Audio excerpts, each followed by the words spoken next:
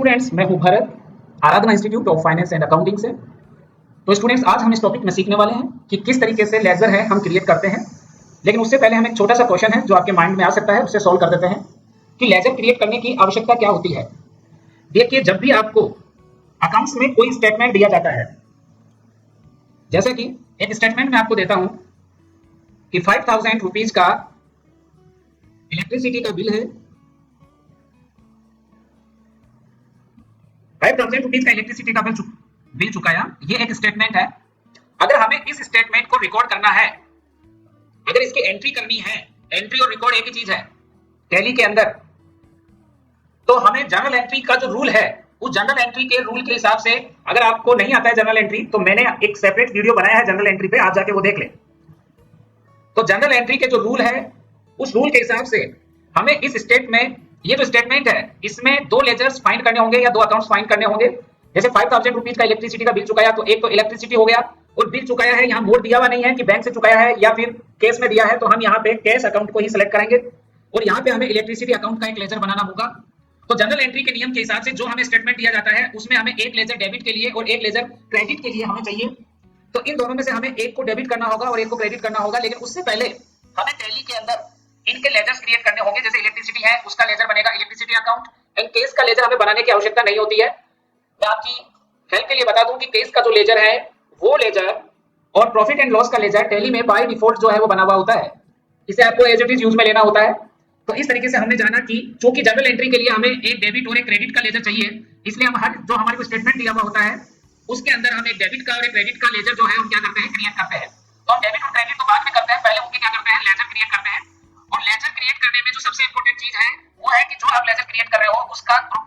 तो ग्रुप के ऊपर भी मैंने एक वीडियो बना चुका हूं मैं, उसको आप अगर देख लेंगे तो कौन सा ग्रुप कब हमें यूज में लेना है वो आपका क्लियर हो जाएगा। और जनरल एंट्री के ऊपर भी एक वीडियो मैं दे चुका हूं, तो कब डेबिट करना है, कब क्रेडिट करना है, वो सारी चीजें भी आपकी क्या हो जाएगी, क्लियर हो जाएगी। तो आइए देखते हैं आज का हमारा जो टॉपिक है, उस टॉपिक के अकॉर्डिंग हम लेजर जो है वो क्रिएट करेंगे। किसमें क्रिएट करेंगे, टैली प्राइम में क्रिएट करेंगे।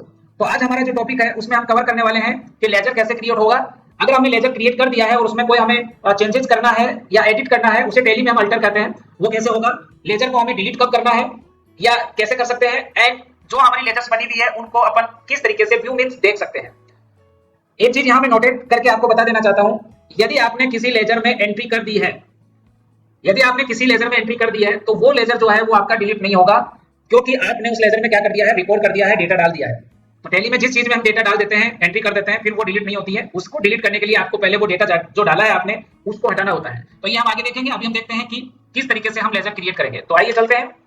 हमें अभी जो एग्जाम्पल है हमारा, उसके अकॉर्डिंग हमें एक इलेक्ट्रिसिटी अकाउंट का लेजर बनाना है। तो आइए देखते हैं कि हम इलेक्ट्रिसिटी अकाउंट का लेजर कैसे क्रिएट करेंगे।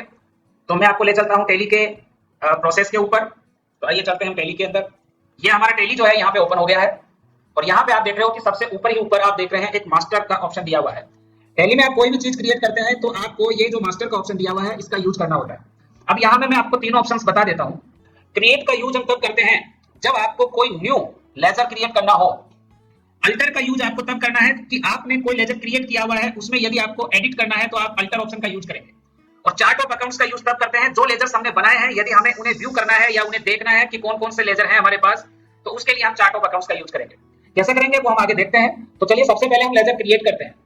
लेजर क्रिएट करने के लिए हमें सबसे पहले क्रिएट में आना होगा। तो हम आ जाते हैं क्रिएट में। अब यहाँ पर आपके पास बहुत सारे ऑप्शंस होंगे। चूंकि आपको एक लेजर क्रिएट करना है, इसलिए आप लेजर पे क्लिक करेंगे, और जैसे ही लेजर पे क्लिक करेंगे, इस तरीके का एक डायलॉग बॉक्स जो है वो ओपन हो जाएगा।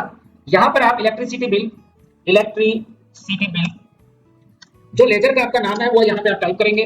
नीचे आएंगे तो यहाँ पर आपको जो है आपका ग्रुप पूछा जाएगा कि यहाँ पर आपको अपना सही जो है वो ग्रुप आपको यहाँ देना होगा। और इसके लिए मैंने आपको बता दिया कि एक लेजर क्रिएट करने के लिए कौन सा सही ग्रुप हमें चूज करना है। यदि ये समझना है तो ग्रुप का एक सेपरेट वीडियो मैंने दिया हुआ है, और मैं नीचे लिंक में भी दे दूंगा, उसको भी आप देख लें।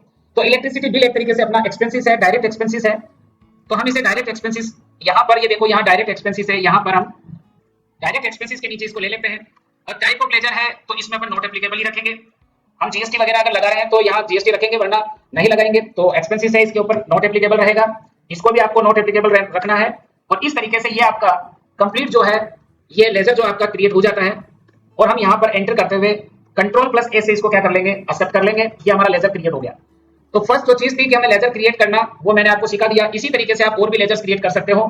एक ही चीज का ध्यान रखना है कि लेजर क्रिएट करते समय आपका ग्रुप बिल्कुल सही होना चाहिए, नहीं तो आपकी एंट्री जो है वो टेली में गलत जगह चली जाएगी और आपका रिपोर्ट, आपका बैलेंस शीट, आपका ट्रायल बैलेंस, ये सब कुछ क्या हो जाएगा, गड़बड़ हो जाएगा। अब आते हैं कि यदि सपोज करो कि मैंने जो लेजर बनाया इलेक्ट्रिसिटी बिल का वो मैंने डायरेक्ट एक्सपेंसेस में किया, लेकिन मान लेते हैं कि अगर उसे इनडायरेक्ट एक्सपेंसेस में करना होता तो मुझे उसमें क्या करना होगा, एडिट करना होगा। एडिट के लिए टेली में आप कोई भी चीज एडिट करो, आपको अल्टर ऑप्शन का यूज करना है और आपको लेजर में जाना है और यहाँ पे आपको वो लेजर सेलेक्ट करना है जिसे आपको अल्टर करना है या एडिट करना है। तो वो लेजर आपको यहाँ पे शो होगा, इलेक्ट्रिसिटी बिल आपको यहाँ शो हो रहा है, इसे आपको सेलेक्ट करना है और यहाँ पर आपको जैसे डायरेक्ट एक्सपेंसेस मैंने कर रखा था, यदि मुझे इसे इनडायरेक्ट एक्सपेंसेस में करना है तो मैं यहाँ इनडायरेक्ट एक्सपेंसेस में इसको कर दूंगा, नीचे से इसमें सेलेक्ट करूंगा इनडायरेक्ट एक्सपेंसेस। ये मैं एग्जांपल के लिए बता रहा हूँ कि किस तरीके से एडिट किया जाता है और ये एडिट होकर ये हमारा क्या हो गया, जमा हो गया। जो हमने इसमें एडिट किया वो इसके ऊपर अप्लाई हो गया। अब हम आ जाते हैं बैक स्पेस से, हम पीछे आ जाते हैं। यदि हमें देखना हो कि कौन कौन सा लेजर हमारे पास में अवेलेबल है तो हम चार्ट ऑफ अकाउंट्स, ये जो थर्ड जो ऑप्शन है, ये जो थर्ड ऑप्शन है जिसे मैं हाईलाइट कर देता हूँ, ये थर्ड ऑप्शन माय स्टूडेंट, ये हमारे पास जो जो चीजें क्रिएट की हुई है उन सब चीजों को one by one list wise देखने के लिए यूज में आता है। एक बार मैं इसको थोड़ा बड़ा कर रहा हूँ, तो इस तरीके से ये चार्ट ऑफ अकाउंट्स है। इसका यूज क्या है, इसका यूज है कि हमारे को अगर व्यू करना है तो हम इसका इस्तेमाल करेंगे। आइए देख लेते हैं कि कैसे इसका इस्तेमाल करते हैं।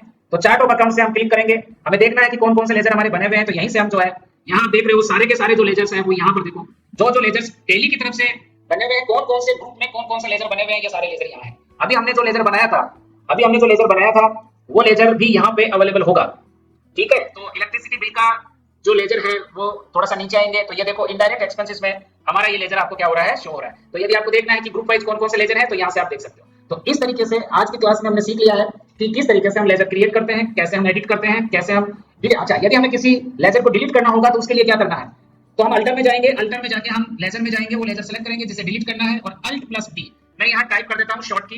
ये शॉर्ट की आप ध्यान रखें, सिर्फ लेजर के लिए नहीं, टेली के अंदर जो है क्रिएट का जो शॉर्ट की होता है वो होता है अल्ट प्लस, मैं इसके ऊपर वीडियो बना दूंगा, अल्ट प्लस सी, ये क्रिएट के लिए होता है।